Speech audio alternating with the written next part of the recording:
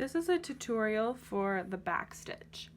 The back stitch is perfect for outlining a design and creating solid lines.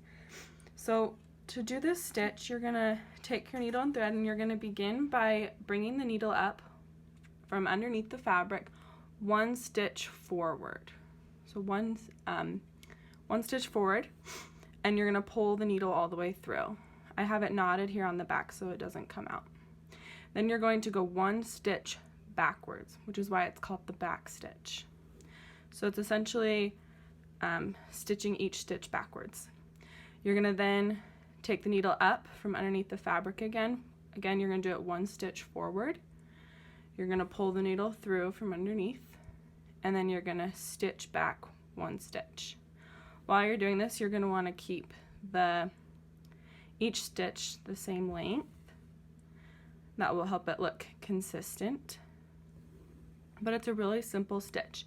You're just gonna go up from the bottom one stitch forward and then stitch back. And you'll just do that until you've completely outlined your shape that you're trying to outline, or if you're just trying to create a solid line, this is the best stitch to use.